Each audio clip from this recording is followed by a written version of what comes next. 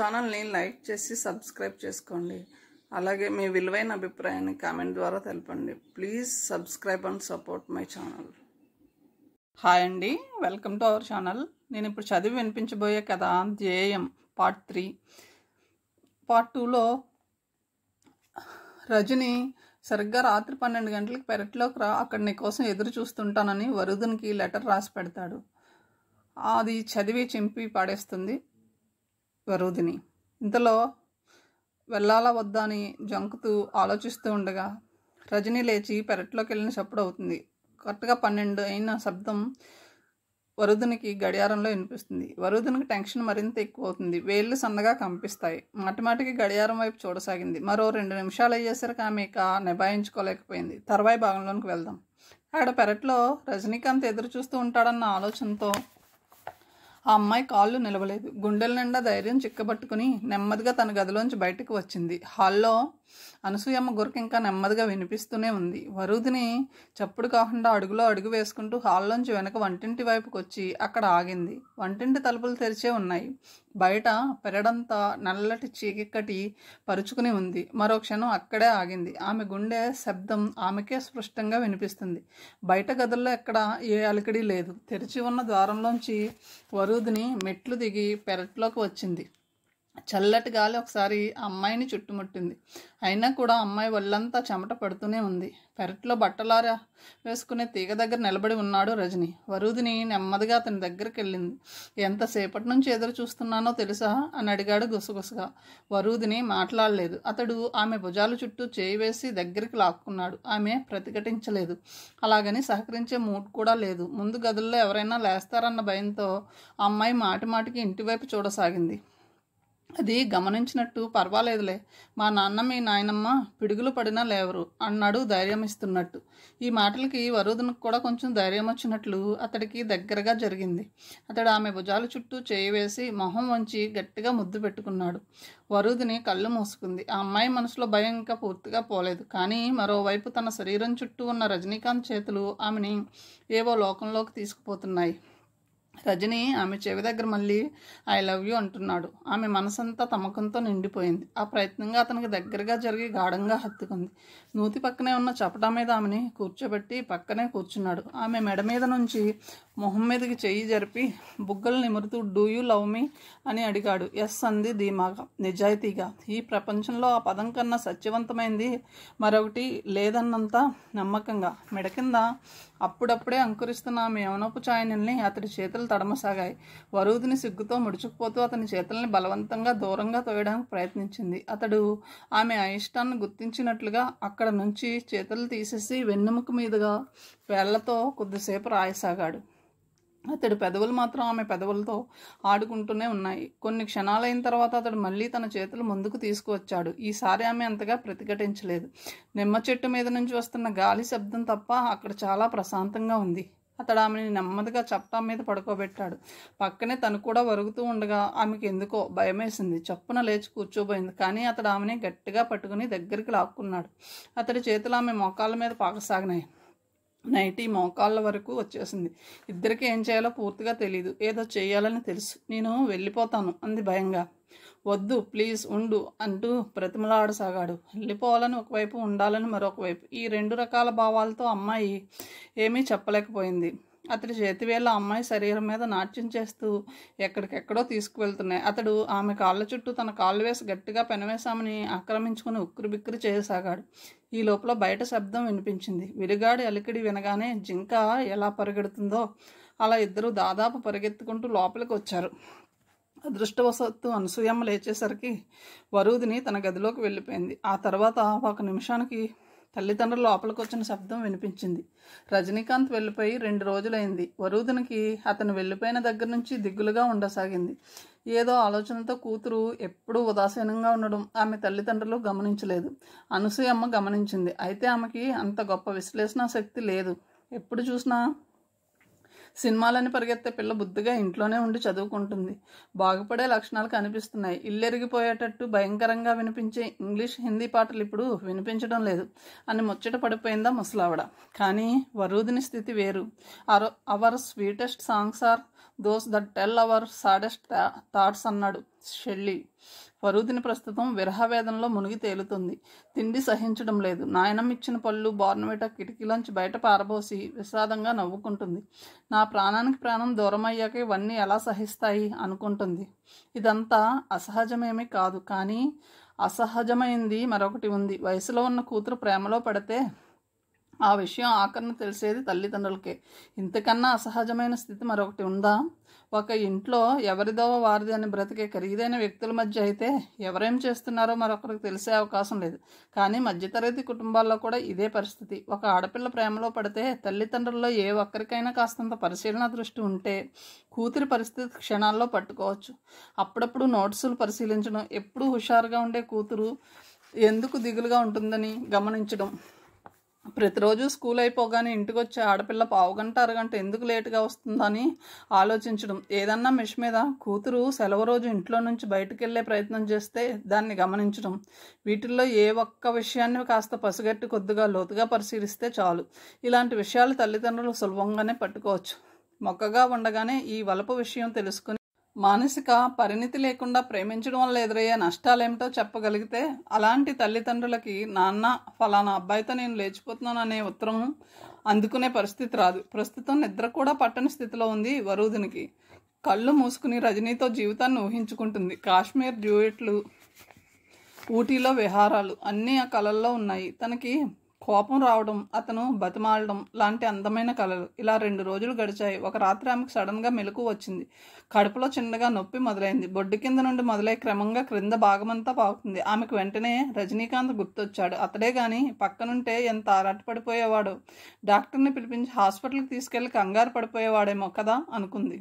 రజనీ గుర్తుకు రాగానే ఆమెకి అంత నొప్పిలోనూ అకస్మాత్తుగా భయమేసింది. తను గర్భవతి. అవును, 4 రోజుల క్రితం రజనీతో నూతి దగ్గర చపటా మీద కూర్చున్న సంఘటన గుర్తొచ్చింది. దాని పరిణామమే ఇది. ఆ అమ్మాయి సన్నగా వణికిపోయింది. ఇప్పుడెలా? తన తల్లిదండ్రులకి ఈ విషయం ఎలా చెప్పాలి? ఆ అమ్మాయికి దుఃఖం ఎక్కువైంది. దుఃఖంతో పాటు నొప్పి కూడా ఎక్కువ సాగింది. ఇప్పుడేం చేయాలి తను? రజనీ తనను పెళ్లి చేసుకోకపోతే నీకు నాకు ఏ సంబంధము లేదంటే ఏదో సినిమాలో లాగా తను అడవుల్లో వెళుతూ కొండ మీద నుంచి దూకి ఆత్మహత్య చేసుకోవాలా? అప్పుడు ఎవరైనా వచ్చి తనను రక్షిస్తారా? తన కొడుకు పెరిగి పెద్దవాడై అమ్మ నిన్ను మోసం చేసిన నాన్నని తీసుకొచ్చి నీ కాళ్ళ దగ్గర పడేస్తానమ్మా అంటాడా? ఇలాంటి రకరకాల ఆలోచనతో వరూధిని ఏడవసాగింది. ఏడుస్తూనే నిద్రలోకి జారుకుంది. ఆ తర్వాత ఉదయం వరకు మెలకువ రాలేదు. ప్రొద్దున్నే నాయనమ్మ మాటలకు అమ్మాయికి మెలకువ వచ్చింది. ఎండ బాగా పడుతుంది. అనసూయమ్మ కోడల్ని గట్టిగా పిలుస్తుంది. నాయనమ్మ అంత గట్టిగా ఎందుకు అరుస్తుందో వరూధినికి అర్థం కాలేదు. లేచి కూర్చోబోతూ తన స్థితి చూసుకుని అమ్మాయి మరింత కంగారు పడింది. ఈ లోపల వరూధిని తల్లి రుక్మిణి లోపలికి వచ్చింది. అనసూయమ్మ కోడలతో, అమ్మాయి పెద్ద మనిషి అయింది. మీ ఆయన పెరట్లో ఉన్నట్లున్నాడు, వెళ్ళి చెప్పు అని బిగ్గరగా అనడం వరూధిని చెవిన పడింది. అంత రక్తం చూసి ధాత్రి బెదిరిపోయింది. అరే ఏమిటా రక్తం? ఏం జరిగింది? తల్లి కంగారుగా పరిగెత్తుకుంటూ వచ్చి అడిగింది. ధాత్రి ఒక కాలు పైకెత్తి పట్టుకుని కుంటుకుంటూ నడుస్తుంది. ఆమె నడిచినంత మేర నేలంతా రక్తమయం అవుతుంది. గాజు పెంకు గుచ్చుకుందమ్మా, పళ్ళు బిగించి ఏడుపు ఆపుకుంటూ అంది ధాత్రి. గాజు పెంక ఎలా గుచ్చుకుంది? ఏం పిల్లవో, నన్ను ఒక్క నిమిషం సుఖంగా కూర్చొనివ్వు, కాళ్ళకి చెప్పులు లేకుండా బయటకు ఎందుకు వెళ్ళావు అంటూ కోపంగా ధాత్రిని సోఫాలో కూర్చోబెట్టి గాయాన్ని దూదితో తుడుస్తూ, ఇంకా రేపటి నుంచి ప్రాక్టీస్ ఎలా చేస్తావు అని అడిగింది. ధాత్రి తల్లివైపు కన్నార్పకుండా చూసింది. అమ్మకు నేనంటే కోపమా, ప్రేమ, మరి ఇంకేదైనానా అనుకుంది మనసులో. ఇంకా ఏదైనా అనే చివరి అనుమానాన్ని విశ్లేషించే శక్తి ధాత్రికి లేదు. ధాత్రికి దెబ్బ తగిలినందుకు శ్రీలక్ష్మి విలవిల్లాడిపోయిన మాట నిజమే, కానీ అది పూర్తిగా కూతురు మీద ప్రేమతో కాదు, రాబోయే టెన్నిస్ టోర్నమెంట్లో కూతురు పాల్గొనలేకపోతుందే అన్న బాధతో. గాయం నుంచి రక్తం కారడం ఆగకపోవడంతో ఆటో పిలిపించి డాక్టర్ దగ్గరకు తీసుకెళ్లింది శ్రీలక్ష్మి. గాయం లోతుగా అవడంతో కుట్లు వేసి బ్యాండేజీ కట్టాడు. నొప్పి తగ్గడానికి టాబ్లెట్లు రాసిచ్చి వారం రోజుల తర్వాత కుట్లు విప్పడానికి రమ్మన్నాడు. అంటే ఇంకో 20 రోజుల దాకా తను టెన్నిస్ ఆడలేదన్నమాట. జూనియర్ టెన్నిస్ టోర్నమెంట్లు ఇంకో 10 రోజుల్లోనే ఉన్నాయి. ధాత్రికి ఎందుకో తృప్తిగా అనిపించింది. శ్రీలక్ష్మి మనసు మాత్రం వెలువెల్లాడిపోతుంది. ఈ 10 రోజులు బాగా ప్రాక్టీస్ చేయించి కూతుర్ని ఛాంపియన్షిప్ విన్నర్ని చేయాలని ఆమె ఎప్పటి నుంచో కలలు కన్నది. కూతురి ఫోటో పేపర్లో పడినట్లు ఊహించుకుని ఇంతకాలం సంబరపడిపోయింది. ఆమె ఆశ వెనుక ఆమె గతం ఉంది. శ్రీలక్ష్మి చిన్నతనంలో కన్న కలలేవి నిజం చేసుకోలేకపోయింది. మనుషులు తాము పోగొట్టుకున్న బాల్యాన్ని తిరిగి తమ పిల్లల్లో చూసుకోవాలనుకుంటారనడానికి ఆమె ఒక ఉదాహరణ. శ్రీలక్ష్మి పూర్వీకులు జమీందారుల దగ్గర దివాన్లుగా పనిచేసి బాగా సంపాదించారు. తండ్రి హయాం వచ్చేసరికి ఆస్తి బాగా హరించుకుపోయినా ఆ రాజసం మాత్రం శ్రీలక్ష్మిని వదలలేదు. తన చిన్నతనంలో తండ్రిని ఊళ్ళో అందరూ ఒక మహారాజులాగా చూడడం ఆమెకు బాగా గుర్తు. ఆమె హై స్కూల్కి వచ్చేసరికి తండ్రి పల్లె నుంచి సిటీకి మహా మార్చాడు. ఉన్నట్టుండి గుర్తింపు అనేది పోవడంతో శ్రీలక్ష్మి నీటి నుండి బయటపడ్డ చేపలా గిలగిలా కొట్టుకుంది. ఒక మనిషి గురించి గుర్తింపు పొందాలి అంటే ఒక కళ తప్పనిసరిగా ఉండాలి. అంతకన్నా ముఖ్యంగా బలమైన వ్యక్తిత్వం ఉండాలి. కొంతమంది వ్యక్తులు ఏమాత్రం వ్యక్తిత్వం లేకపోయినా మాయ చేసి గుర్తింపు పొందుతూ ఉంటారు. కానీ అది చాలా పెరుసైన గుర్తింపు మాత్రమే. చిన్నప్పుడు నేర్చుకున్న కొద్దిపాటి సంగీత జ్ఞానంతో శ్రీలక్ష్మి స్కూల్లో పాటలు పాడడానికి ప్రయత్నించింది. అక్కడ సంగీతం బాగా వచ్చిన పిల్లలు ఉండడంతో ఆమె పాటలు హాస్యాస్పదంగా మారేవి. పల్లెటూళ్ళలో చదివిన చదువు కావడంతో స్కూల్లో పిల్లలతో పాటు సమానంగా చదవలేకపోయింది. దాంతో ఆమెకు బాగా ఇన్ఫీరియారిటీ కాంప్లెక్స్ పెంపొందింది. వయసుతో పాటు అది పెరిగింది. వీటన్నిటి నుంచి బయటపడి జీవితంలో గుర్తింపు పొందడం కోసం ఆమెకున్న ఏకైక ఆయుధం ఆమె కూతురు ధాత్రి మాత్రమే. ఆమె తన ఆశలను కూతురు మీదే నిలపసాగింది. ఈ విషయంలో ఆమె ఏమైనా ఆనందం అనుభవిస్తుందో ఏమో తెలియదు కానీ ధాత్రి పాలిట మాత్రం అది ఒక శాపంగా పరిణమించింది. శ్రీలక్ష్మి ఉదయం 5ంటికి నిద్రలేసింది. 6ంటికల్లా కూతురిని తీసుకుని డ్యాన్స్ క్లాస్కి వెళ్తుంది. క్లాస్ అయ్యే వరకు అక్కడే కూర్చుని 8ంటికి ఇంటికి వస్తుంది. కూతుర్ని స్కూల్కి పంపాగా ఇంటి పనులు చూసుకుంటుంది. మళ్ళీ సాయంత్రం స్కూల్ నుంచి ధాత్రి ఇంటికి రాగానే టెన్నిస్ కోచింగ్కి తీసుకువెళ్తుంది. రాత్రి 7ంటికి ట్యూషన్ మాస్టర్ వస్తాడు. ఆయన వెళ్ళిపోయాక మళ్ళీ 9ంటి నుంచి దగ్గర కూర్చొని చదివిస్తుంది. కూతురిని ఆ విధంగా రోజంతా మిషన్లా మార్చి అన్ని విద్యల్లో నిష్ణాతురాలని చేయాలని కంకణం కట్టుకుంది. శ్రీలక్ష్మి ఇలా మారడానికి ఆమె భర్త విష్ణు కూడా కొంత కారణమే. హై స్కూల్ చదువు పూర్తవగానే శ్రీలక్ష్మికి పెళ్లి చేసేశారు. విష్ణు ఆమెకి వర్షకి బావ అవుతాడు. ధాత్రి పుట్టే వరకు అంటే పెళ్ళైన 3 ఏళ్ల వరకు సంసారంలో పడిపోయి ఆమె తన అస్తిత్వాన్ని కోల్పోయింది. సంతోషిస్తూ మాత్రం కాదు. భర్త ఆమెను ఎప్పుడూ మనిషిగా గుర్తించనే లేదు.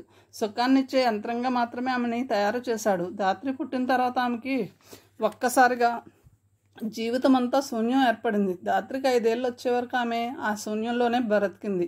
పాప పెంపకం పోషణలో ఆమె ప్రొద్దుటి నుంచి సాయంత్రం వరకు గడిపేది.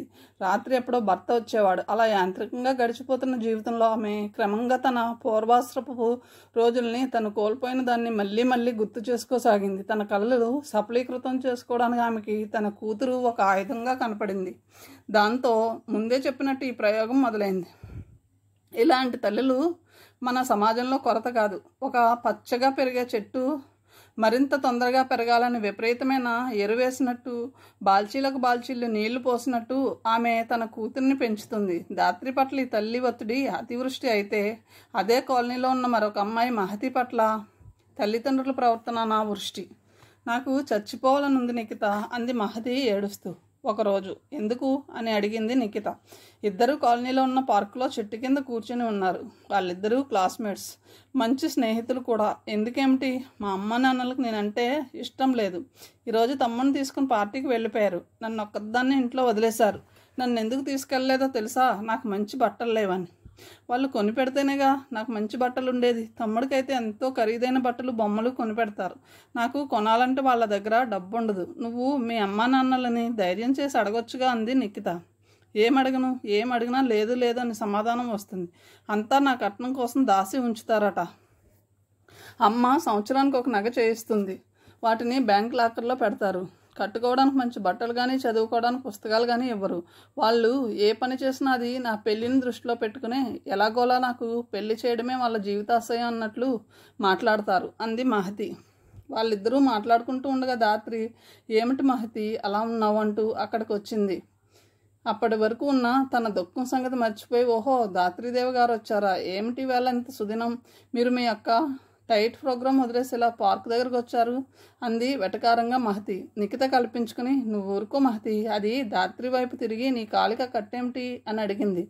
గాజు పెంకు గుచ్చుకుంది. మహతి తలెగరేస్తూ అదా సంగతి, అందుకే వాళ్ళు ఏ క్లాసు లేదన్నమాట. మన పార్క్ని పావనం చేసే అవకాశం దొరికినట్టుంది. అంది. మహతి, నువ్వు ఇలా మాట్లాడితే నేను సమ్మె చేస్తాను, నీతో ఒక వారం రోజుల దాకా మాట్లాడను అంతే అని బెదిరించింది నిఖిత. మహతి సారీ చెప్తున్నట్లు, అబ్బా అంత కోపం దేనికి, ధాత్రి మనతో ఎప్పుడూ కలవదు కదా అన్నట్టు మన కాలనీలో ఇద్దరు జీనియస్లు ఉన్నారు తెలుసా, ఒకడు ఆ పుస్తకాల పురుగు అవినాష్, రెండు ఈ ఆల్రౌండర్ అని ధాత్రి వైపు తిరిగి, పాపం నువ్వేదో టెన్నిస్ ఛాంపియన్ అవుతావని మీ మమ్మీ అందరితో చెప్పుకుంది కదా, ఇప్పుడు ఎలా ఆడతావు అని అడిగింది. ఆ పోటీలో నేను గెలవను, నాకు ఆ విషయం బాగా తెలుసు. నా మీద మా అమ్మ బాగా ఆశలు పెట్టుకుంది, నేను ఓడిపోతే ఆవిడ భరించలేదు, అందుకే నేను కావాలని గాజు పెంకు మీద కాలు పెట్టి తెగ్గోసుకున్నాను. వింటున్న ఇద్దరు ఉలిక్కి పడ్డారు. ధాత్రి ఏం చెప్తుందో అర్థమై నిఖిత కళ్ళల్లో నీళ్లు తిరిగాయి. జాలిగా ధాత్రి చేతిని తన చేతిలోకి తీసుకుంది. అనునయంగా చేతిని నిమురుతూ, అంత ధైర్యం ఎలా చేయగలిగావు ధాత్రి, నొప్పిగా లేదు అని అడిగింది. ఆ మాత్రం ఆప్యాయతకే ధాత్రి కళ్ళ వెంట నీళ్లు తిరిగాయి. ముందు నొప్పి పట్టింది, మీకు గుర్తుందా, ఆ రోజు మీరు నన్ను బాగా ఏడిపించారు, మీతో గంట సేపైనా గడపనని, పొద్దున్న నుంచి సాయంత్రం వరకు టెన్నిస్ అని డ్యాన్స్ అని తిరుగుతూ ఉంటానని గేలి చేశారు. ఆ మాటలే గుర్తు తెచ్చుకున్నాను. ఏం చేశానో తెలుసా, కళ్ళు గట్టిగా మూసుకున్నాను, మా స్నేహితురాలతో స్నేహం నిలబెట్టు దేవుడా అని ప్రార్థించాను, పెంకుతో కాలు తెగ్గేసుకున్నాను, బాగా లోతుగా దిగిపోయిందిలే, 20 రోజుల దాకా ఇక డ్యాన్స్, సంగీతం, టెన్నిస్ ఏమీ లేవు అంది విషాదంగా నవ్వుతూ. ఈసారి కన్నీరు పెట్టుకోవడం మహతి వంతైంది. నిఖిత వాళ్ళిద్దరి వైపు జాలిగా చూసింది. తల్లిదండ్రుల పెంపకం అస్తవ్యస్తంగా ఉంటే చిన్నపిల్లలు, ముఖ్యంగా మానసికంగా అప్పుడప్పుడే వికసిస్తున్న వాళ్ళు ఎంత బాధపడతారో చెప్పడానికి 2 సజీవమైన ఉదాహరణలు. ఉత్తర దక్షిణ దువ్వాళ్ళ తనకు చెరోవైపున నిలబడి ఉన్నట్లు ఆమెకు ఆ క్షణం అనిపించింది. కొంచెం సేపు మాట్లాడేసరికి ధాత్రి బాగా తేరుకుంది. అప్పటి వరకు ఉన్న బాధ కొద్దిగా తగ్గినట్లు అనిపించింది. ఆ అమ్మాయి ఇంటికి వచ్చేసరికి రాత్రి 7 అయింది. కాలికి అంత దెబ్బ పెట్టుకుని ఎక్కడ తిరుగుతున్నావే అని అడిగింది శ్రీలక్ష్మి. పార్క్కి వెళ్ళానమ్మా, నిఖిత మహతి కలిశారు అంది ధాత్రి. వాళ్ళకంటే ఏమీ పని లేదు, పార్కుల చుట్టూ రోడ్ల చుట్టూ ఎప్పుడూ తిరుగుతుంటారు, తొందరగా నీకు నయం అవ్వాలి, ఎక్కడా తిరగకుండా ఇంట్లోనే ఉండు అంది శ్రీలక్ష్మి. మహతి సంగతి వదిలేస్తే నిఖిత కన్నా తను ఏ విషయంలోనూ గొప్పది కాదని ధాత్రికి తెలుసు. తనకి రేపొద్దున్న టెన్నిస్ టోర్నమెంట్లో కప్పు రావచ్చు, లేదా డ్యాన్స్ పోటీల్లో ప్రైజ్ రావచ్చు, అయినా కూడా నిఖిత తనకన్నా అన్ని విధాలా గొప్పది, అందులో ఏ సందేహము లేదు. జీవితంలో కూడా అమ్మాయి ఎక్కువ సుఖంగా బతుకుతుందని ధాత్రికి ఎందుకో నమ్మకం.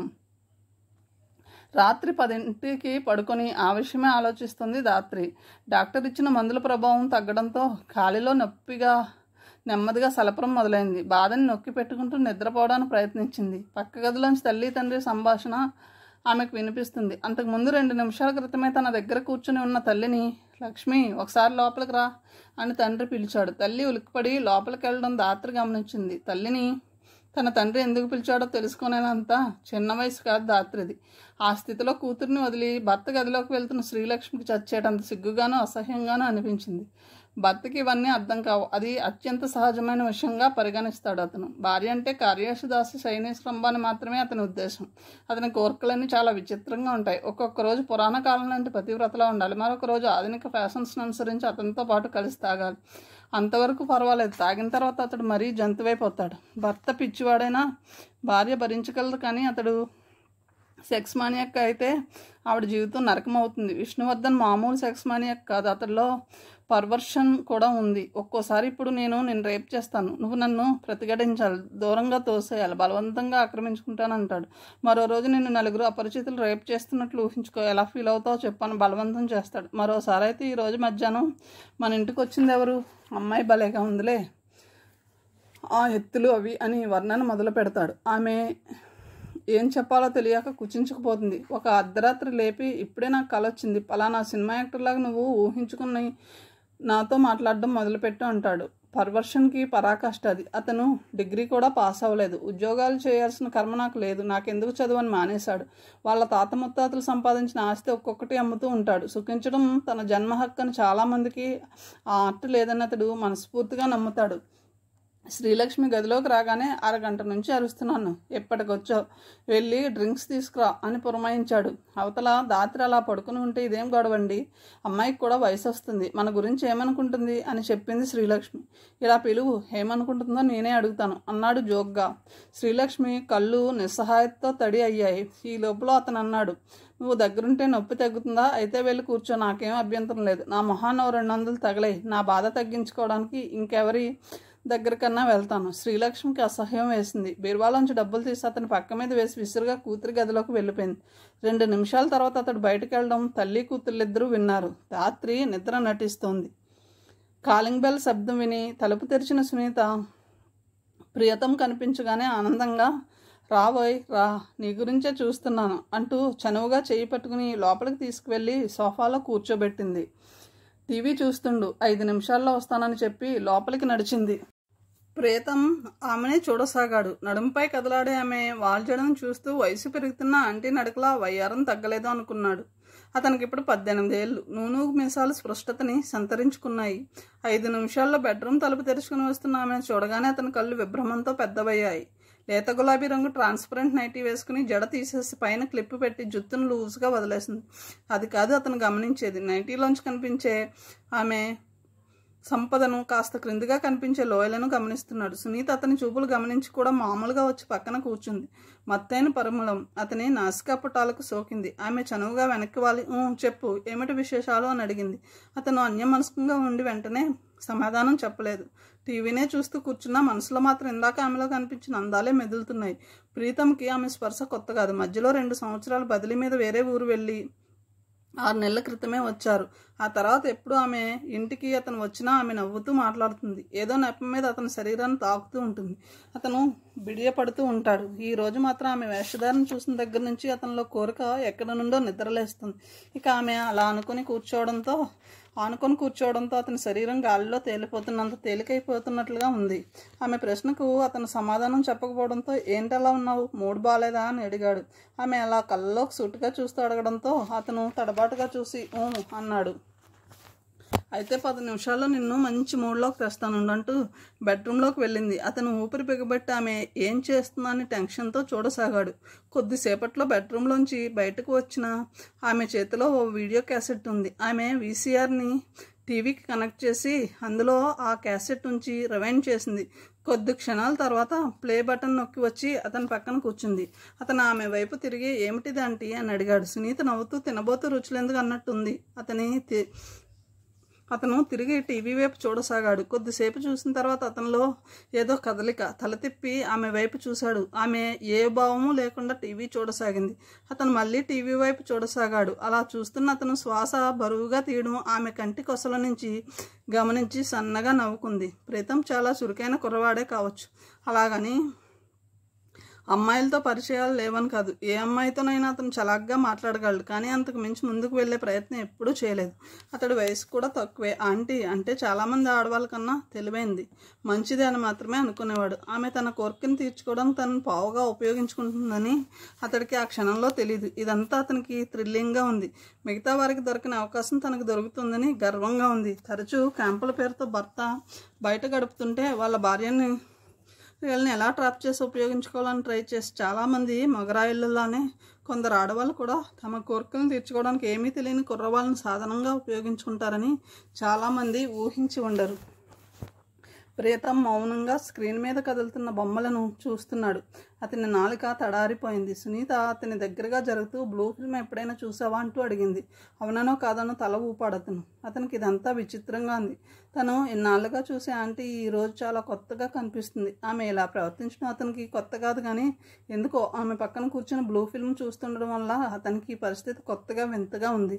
తెర మీద ఓ అమ్మాయి ఒంటి మీద బట్టలను ఒక్కొక్కటిగా తీసేస్తుంది. ముందు షర్ట్ బటన్స్ ఒక్కొక్కటిగా విప్పుతూ షర్ట్ని తీసేసింది. తర్వాత జీన్స్ ప్యాంట్ బటన్స్ విప్పి జిప్ కిందకి లాగింది. ప్రీతం శరీరం సన్నగా కనిపించసాగింది. గుండె వేగం మరింత పెరిగి అరచేతుల్లో చెమట పట్టేసింది. తలను తిప్పి సునీతను చూసే సాహసం చేయలేకపోయాడు.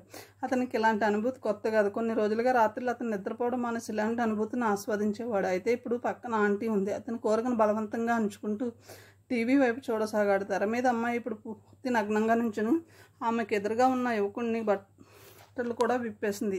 ఇద్దరూ ఒకరినొకరు అభిముఖంగా నుంచుని క్షణంసేపు శరీరాన్ని చూసుకుని ఒకటయ్యారు. సరిగ్గా ఆ సమయానికి సునీత చెయ్యి అతను భుజం మించి క్యాజువల్గా జారి ప్రీతం మోకాల మీద ఆనింది. అతనిలో ఒక్కసారిగా ఉన్న జర్క్ సాహసం చేసి ఆ చేతి మీద తన చేయి వేసి గట్టిగా బిగించి పట్టుకున్నాడు.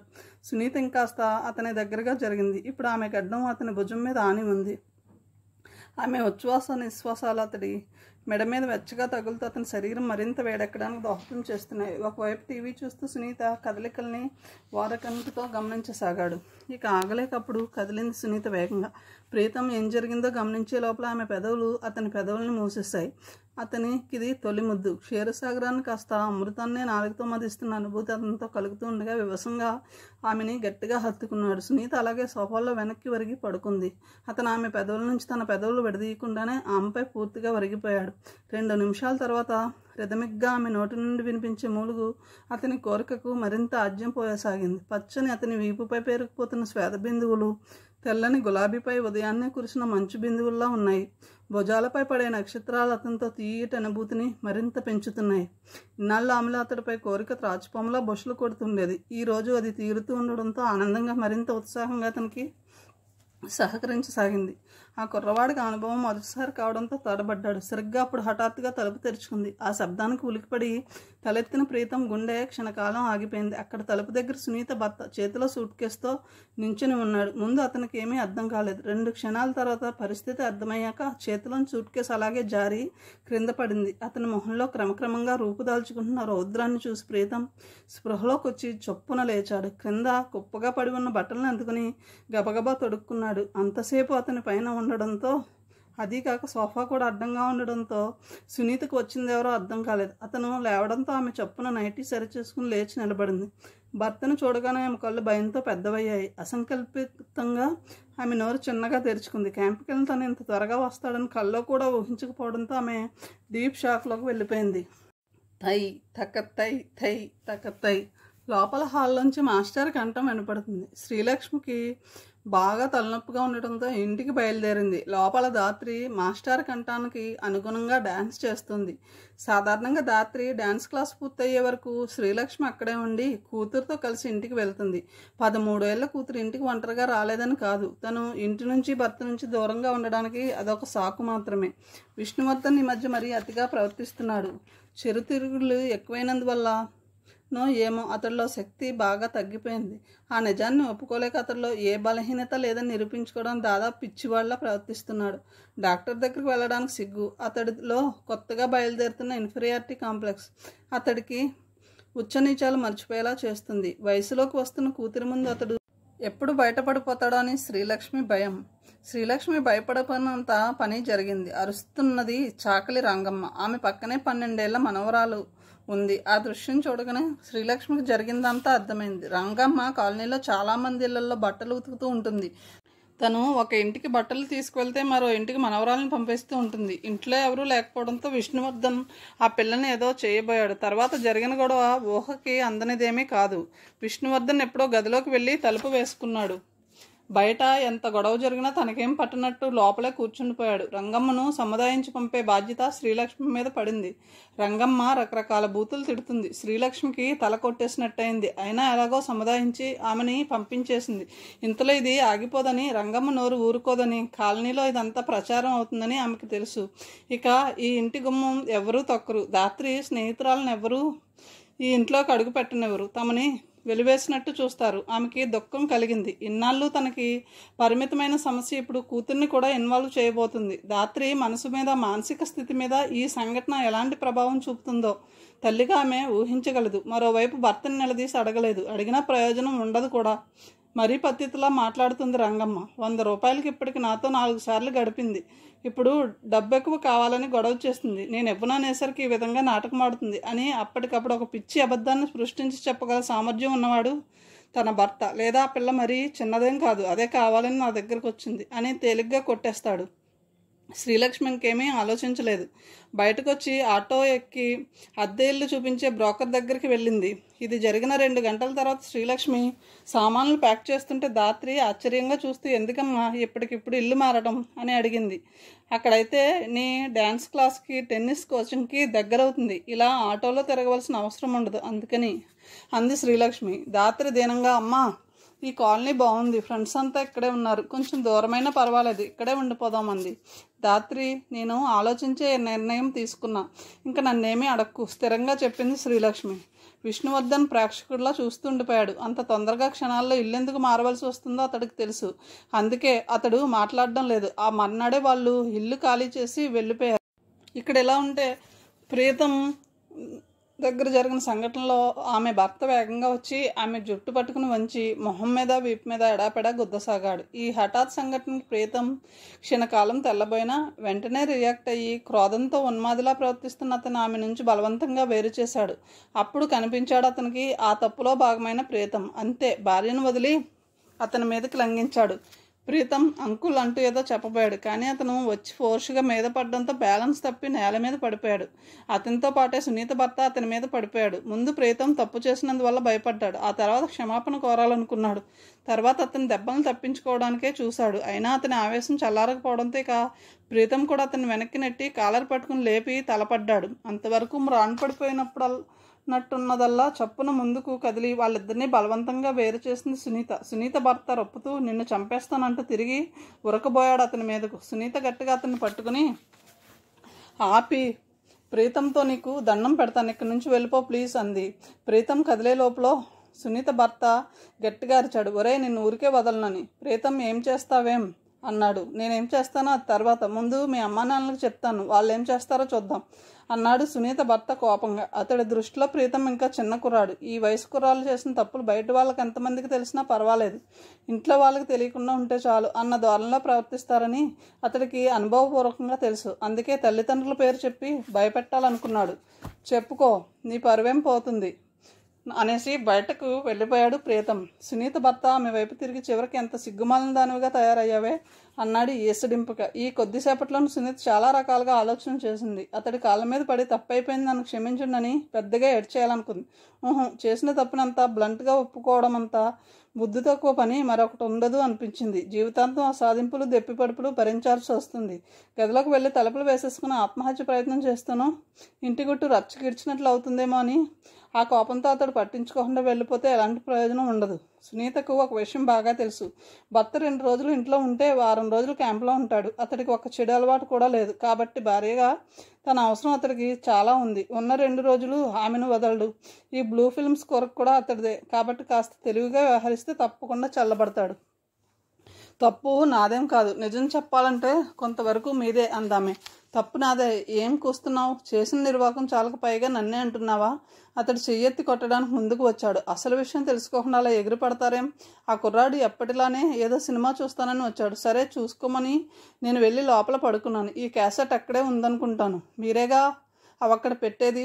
అది పెట్టుకుని చూస్తూ ఉద్రేకపడిపోయాడు అనుకుంటాను. నేను ఎందుకో లేచి బయటకు వచ్చేసరికి నా మీద పడ్డాడు.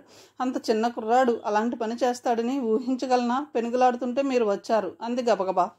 అతడు మాట్లాడలేదు. అంతా బరిదగించిన దానివైతే తలుపులైనా వేసుకోకుండా అలాంటి పని చేస్తానా? అయినా మీరు అనుకునేలాంటి సంబంధం పెట్టుకోవాలంటే ఇలాంటి చిన్న కుర్రాడెందుకు, నాకు వేరే మగాడే దొరకడా అందామె ధైర్యంగా. అందులో నిజమంతా తేల్చుకోలేకపోతున్నాడు అతను. కాసేపు అలాగే నిలబడి తర్వాత మాట్లాడకుండా బయటకు వెళ్ళిపోయాడు. భర్త విషయం ఆమెకు బాగా తెలుసు. అది లేకుండా వారం రోజులు కూడా ఉండలేడు. అంతేకాదు తమకు పిల్లలు కలగకపోవడానికి కారణం అతడిలో లోపమేనని డాక్టర్లు ఎప్పుడో నిర్ధారించేశారు. ఆ గిల్టీ ఫీలింగ్ కూడా అతడిలో ఉంది. కాబట్టి 4 రోజుల్లో అతడు మామూలు మనిషి అయిపోతాడు. తప్పదు. ఈ ఆలోచన రాగానే సునీత రిలీఫ్గా నిట్టూర్చింది. ప్రీతం హడావుడిగా ఇంటికి వచ్చాడు. మోటార్ సైకిల్ తీసుకుని వెంటనే బయటకు వెళ్ళిపోవాలని ఆలోచన. తర్వాత ఏం చేయాలో నిదానంగా ఆలోచించాలి. తల్లి తండ్రి ఎవరో స్నేహితులతో మాట్లాడుతున్నారు. వీడే మా అబ్బాయి, డిగ్రీ ఫస్ట్ ఇయర్. ప్రీతంని పరిచయం చేస్తూ అంది రుక్మిణి. ఏ కాలేజీ అడిగాడు ఒక ఆయన. కొత్తగా తెచ్చారు, శ్రీ విద్యా కాలేజీ. చాలా మంచి కాలేజీ, వీడు బాగా చదువుతాడులేండి. పిలిచి సీట్ ఇచ్చారన్నంత గొప్పగా కొడుకు గురించి చెప్పాడు కృష్ణమూర్తి. కష్టపడి చదివితే ప్రీతం మంచి స్టూడెంటే, కాకపోతే ఆ దీక్షా పట్టుదల కొరవడ్డాయి. తల్లిదండ్రులు కూడా బాగా చదువు లేకపోతే ఫెయిల్ అవుతావు. అప్పుడు నలుగురిలోనూ తలవంపులని బెదిరించడాలు. ఆ అవినాష్ ఎప్పుడు క్లాస్ ఫస్ట్ వస్తాడని వాళ్ళమ్మ నాన్నలకి గర్వం. నువ్వు క్లాస్ తెచ్చుకో, మోటార్ సైకిల్ కొనిపెడతానులంటే ఆశలు పెట్టడం తప్ప అతడు చదువులో ఏ పొజిషన్లో ఉన్నది పట్టించుకోలేదు. దాంతో అతడు అత్యవసర మార్కులతో ఇంటర్ పాస్ అయ్యాడు. 10,000 డొనేషన్ కట్టి కాలేజీలో సీట్ సంపాదించారు. ఆ అవినాష్ వట్టి కోపస్థ మండూకం. ఒక ఆట లేదు పాట లేదు. అందుకే కాలేజీ ఫస్ట్ వచ్చాడు. మా వాడికి పరీక్షలప్పుడు బాగా జ్వరం, 103 డిగ్రీల జ్వరంతో వెళ్ళి పరీక్షలు రాసొచ్చాడు. అయినా ఫస్ట్ క్లాస్ 2 మార్కుల్లో తప్పింది అని తల్లి ఎవరితోనో చెప్పడం విన్నాడు ప్రీతం. అప్పటి వరకు మార్కులు తక్కువ వచ్చాయన్న బాధా భయం ఏ మూలో ఉన్నా అది కొట్టుకుపోయింది. కాలేజీలో చేరగానే దెబ్బలాడి మోటార్ సైకిల్ కొనిపించుకున్నాడు. డిగ్రీ కాలేజీకి పాత డొక్కులోన మీద ఎలా వెళ్తాడని మొన్ననే కొత్త కవాసాకి కొనిచ్చాం. ప్రీతం మోటార్ సైకిల్ స్టార్ట్ చేస్తుంటే గర్వంగా చెప్పాడు తండ్రి. ప్రీతం రయ్యిన రోడ్డు మీదకి వచ్చాడు. వయసులో ఉన్న పొగరబోతు కుర్రవాడికి కొత్త రకం మోటార్ సైకిల్ చేతిలో ఉంటే కోతికి కొబ్బరికాయ దొరికినంత సంతోషం. లారీలను కార్లను దాటుకుని స్పీడ్గా దూసుకుపోవడం వాళ్ళకి ఎవరెస్ట్ని ఎక్కినంత గర్వాన్ని కలుగజేస్తుంది. అంతలో ప్రీతం స్వేచ్ఛ విహారి. అందులోనూ రోడ్డు తన సొంతం అయినట్లు, మిగతా జనం అంతా దాన్ని పర్మిషన్ లేకుండా ఫ్రీగా వాడుకుంటున్నట్లు ఫీల్ అవుతాడు. అసలే ఆ రోజు అతడి మూడ్ బాగోలేదు. ఒక తీయటి అనుభవం పెదవుల దాకా వచ్చి రుచి చూపించి హఠాత్తుగా జారిపోయిన బాధ అతడి కోరికలని ఆహాన్ని రెచ్చగొడుతుంది. ఎవరినో ఏదో చెయ్యాలన్న కసి. సరికొత్త మోటార్ సైకిల్ రోడ్డు మీద మెత్తగా జారిపోతుంది. 60 మైళ్ళ స్పీడ్తో ఒక బస్సుని ఓవర్టేక్ చేశాడు. ఎదురుగా వస్తున్న లారీ పక్క నుంచి కట్ చేసుకుంటూ దూసుకుపోయాడు. అటు పక్క నుంచి లారీని ఓవర్టేక్ చేసి వస్తున్న ఆటోని వెంట్రుక వాసులో తప్పించుకుని ముందుకెళ్లాడు. ఇలాంటి రైడ్ అతడికి విజయోత్సాహాన్ని కలిగిస్తుంది. నెమ్మదిగా నత్తనడుగు నడుస్తున్న 2 ఎద్దుల బండి పక్క నుంచి వేగంగా దూసుకెళ్లబోయాడు. ఏదో ప్రమాదం పసిగట్టినట్లు బెదిరిపోయిన ఎద్దు సడన్గా 2 అడుగులు పక్కకు వేసింది. అది ఊహించని ప్రీతం మోటార్ సైకిల్ పక్కకు తిప్పుతూ బ్రేక్ వేశాడు. ఎదురుగా సైకిల్ మీద వస్తున్న మనిషి కన్ఫ్యూజ్ అయ్యి సైకిల్ వదిలేయడంతో దానికి తగిలి సడన్గా బండి మీద నుంచి ఎగిరిపడి అవతల పడ్డాడు. కాలి మడమ దగ్గర కలుక్కుమంది. సైకిల్ మీద వస్తున్న వ్యక్తి పోలీస్ కానిస్టేబుల్ దగ్గరగా వచ్చి, ఏరా చేతికి బండి దొరకగానే ఒళ్ళు తెలియకుండా పోయిందా? అసలు లైసెన్స్ ఉందని కంటుండగా ప్రీతంకి స్పృహ వచ్చింది. అర్ధరాత్రి అవుతుండగా భర్త ఇంటికి వచ్చాడు. సునీత ముందు హాల్లో అలాగే కూర్చునుంది. బాగా ఏడ్చినట్లు ఆమె కళ్ళు ఎర్రగా ఉబ్బిపోయి ఉన్నాయి. అయినా అతడు పట్టించుకోలేదు. వెళ్ళి పడుకున్నాడు. ఆమె కూడా అభోజనంగా పడుకోవడం గమనించాడు. మన్నాడు క్యాంప్కి వెళ్ళిపోయి 4 రోజుల తర్వాత వచ్చాడు. సునీత బాగా చిక్కిపోయి ఉంది. అతడు పలకరించకుండా ఆమె మాట్లాడదలుచుకోలేదు. ఆ రాత్రి అతడే వచ్చి నడుము మీద చేయి వేశాడు. ఆమె లేచి అతడి గుండెల మీద వాలి వెక్కి వెక్కి ఏడ్చింది. నేనేం తప్పు చేశానని ఇలాంటి శిక్ష వేస్తారు? నిజంగా నాకేమీ తెలియదు అంది వెక్కుతూ. ఈ ఏడుపుతో అతడు పూర్తిగా తగ్గిపోతాడని ఆమెకి తెలుసు. నువ్వు తప్పు చేసినా ఏమీ అనలేను. ఆ బాధనంతా నాలో నేనే అనుభవిస్తాను. అది నాలో బలహీనత. తనెంత విశాల హృదయుడో పరోక్షంగా చెప్పుకుంటూ ఆమెని ఆక్రమించుకున్నాడు. ఒకసారి ఆత్మవంచన చేసుకుంటే అది అతన్ని ఎంతకైనా దిగజారుస్తుంది. కాలక్రమేణా దానికి అలవాటు పడిన తర్వాత తను చేసుకుంటున్న ఆత్మవంచనే నిజమని నమ్మే స్థితికి వస్తాడా మనిషి. వారం రోజుల తర్వాత మరో కాలనీలో ఇల్లు చూసుకుని ఆమె భర్త అక్కడి నుంచి మకాం మార్చేశాడు. సునీత అభ్యంతరం చెప్పలేదు. కాలికి ఫ్రాక్చర్ అవడంతో 6 వారాల పాటు మంచం మీద నుంచి లేవకూడదన్నారు డాక్టర్లు. ప్రీతంకి బోరుగా ఉంది. సునీత వాళ్ళు ఇల్లు ఖాళీ చేసి వెళ్తున్నారన్న వార్త అతడికి సంతోషాన్నే కలుగజేసింది. అంతలోనే తల్లిదండ్రులు సునీత భర్త గురించి మాట్లాడుకోవడం వినిపించగానే అతడి కాళ్ళు చేతులు చల్లబడ్డాయి. అందులో తన ప్రసక్తి కూడా రావడంతో గుండె వేగంగా కొట్టుకుంది. ఏమిటో రుక్మిణి, ఆయన మాటలు నాకు సరిగ్గా అర్థం కాలేదు. ప్రీతంకి బుద్ధి చెప్పమంటాడు, ఏం జరిగిందో చెప్పడు. భార్యనేదో చెయ్యబోయాడంటాడు. ఏమిటంటే స్పష్టంగా చెప్పక గునుకుతాడు అంటున్నాడు తండ్రి. ఆ వగలాడిని ఎవరేం చేస్తారండి? మగవాళ్ళని కొరకు తినేలా చూస్తుంది. తప్పైనా ఉంటే దాందే అయి ఉండాలి. ఏమీ లేకపోతే అర్ధంతరంగా ఇల్లు ఖాళీ ఎందుకు చేస్తాడైనా? అయినా మనం వాడి గురించి అనడంలో అర్థం లేదు. వాడికి ఇంకా 18 ఏళ్ళే అంది రుక్మిణి. నిజమే, నాకు అలాగే అనిపించింది. ఆయన వట్టి అనుమానస్తుడు అనుకుంటాను. పోనీలే, కాలనీ నుంచి వెళ్ళిపోయారు, అంతే చాలు. ప్రీతం అమ్మయ్య అనుకున్నాడు. అయితే సునీత కానీ ఆ అనుభవం కానీ అతన్ని వదిలిపెట్టలేదు. అంతవరకు తనకు హీరోనని అనుకున్నాడు. ఇప్పుడు ఒక మగవాడిని అన్న ఆలోచన వచ్చింది. కనిపించిన ఆడపిల్లనల్లా ఏడిపించి ఆనందం పొందడం మాత్రమే అనుభవం ఉన్న అతడికి వాళ్ళని ఏదో చేయవచ్చునని, అందులో సుఖం ఉందని తెలిసింది. ఆనాటి సంఘటన పదే పదే గుర్తుకు రావడం, వాళ్ళు వేడెక్కిపోయి ఏం చేయాలో తెలియక ఆరాట పడిపోవడం మామూలు అయిపోయింది. కాలు పూర్తిగా నయమై కాలేజీకి తిరిగి వెళ్ళడం ప్రారంభం కాగానే అమ్మాయిలను ఏడిపించే అవకాశం మళ్ళీ దొరికింది. అందులో అతడి స్నేహ బృందం కూడా అలాంటిదే. ఈసారి అనుభవం కాస్త కొత్తది. ఊరికే మాటలతో ఏడిపించడం కాదు, సినిమా హాళ్ళల్లో గుళ్ళల్లో రద్దీగా ఉన్నప్పుడు వెళ్ళి ఆడవాళ్ళని రాసుకుంటూ వెళ్ళి తాకూడని ప్రదేశాలు తాకి ఆనందించడం దినచర్య అయిపోయింది. పార్కుల్లోకి వెళ్ళి అక్కడ బాయ్ ఫ్రెండ్స్తో తిరిగే అమ్మాయిల్ని పెట్టుకొని వెంబడించి వేధించడంలో ఆనందం కలుగుతుంది. ఇంట్లో తనకు ఒక చెల్లెలు ఉందని, తన లాంటి వాళ్ళ వల్ల ఆమె కూడా బాధపడుతుందేమోనన్న ఆలోచన అతడికి ఎప్పుడూ రాలేదు. ఒకరోజు ఉదయం అనుకోకుండా అతడి దృష్టి నిఖిత మీద పడింది. సాధారణంగా అతడు 7 దాటితే కానీ నిద్ర లేవడు. కరెంటు పోవడంతో డాబా మీద పడుకున్నవాడు ఎండ చురుక్కుమండంతో 6ంటికే లేచాడు. కళ్ళు తెరిచి చూడగానే జాగింగ్ డ్రెస్లో వస్తున్న నిఖిత కనిపించింది. ఇంత చక్కటి బ్యూటీ కాలనీలోనే ఉండగా పట్టించుకున్నందుకు బాధ కలిగింది. ఇన్నాళ్ళు తారసపడినా అప్పటికి వాళ్ళంతా చిన్నపిల్లలుగానే కనిపించారు. కానీ వాళ్ళకి ఇప్పుడు వయసు వచ్చింది. 15 ఏళ్ల వయసులో అమ్మాయిలు చాలా బాగుంటారు అనుకున్నాడు.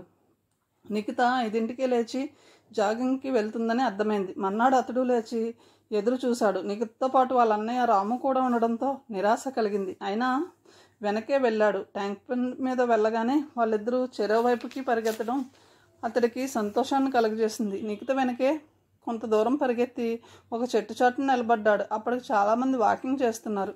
కొందరు ఖాళీ స్థలాల్లో ఆసనాలు వేస్తున్నారు. ఉదయపు చల్లటి గాలి, ఆ ప్రశాంతత ఎవరికైనా కొత్త ఉత్సాహాన్ని పుట్టిస్తాయి.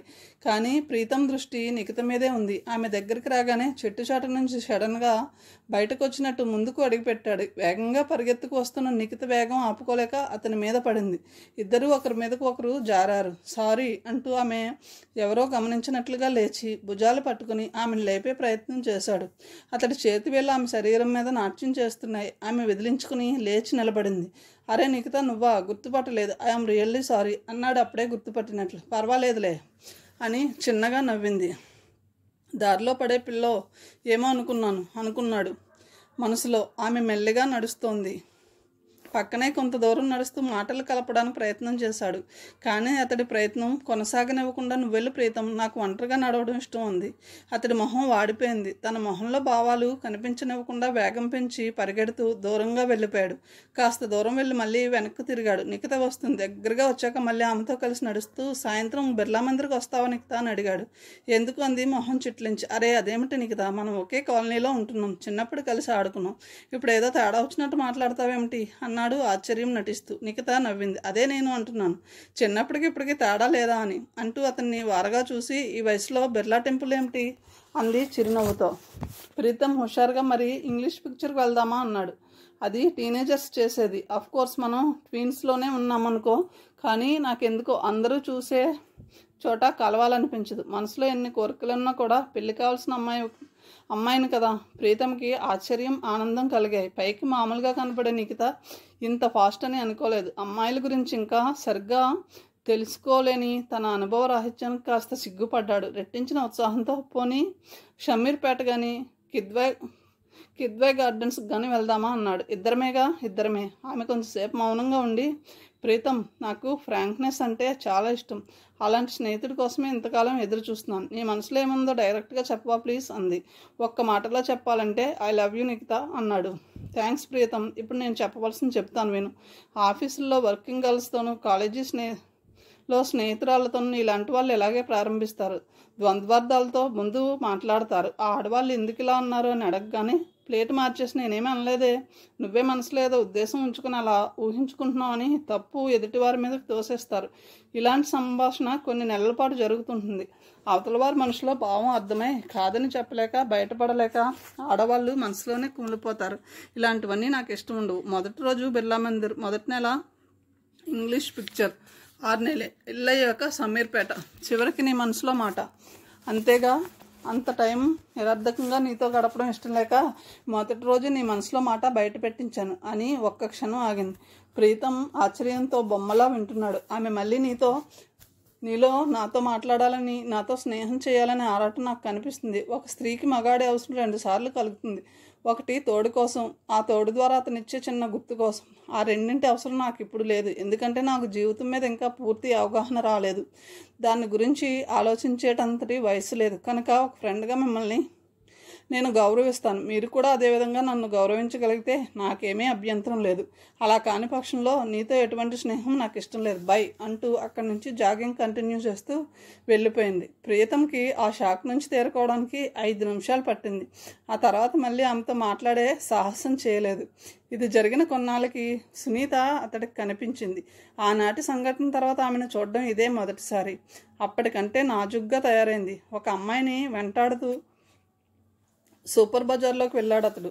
అక్కడ సునీత ఏవో వస్తువులు తీసుకుంటుంది. ఆమెను చూడగానే ఆనాటి అసంపూర్ణ అనుభవం ఫ్రెష్గా మనసులో మెదిలింది.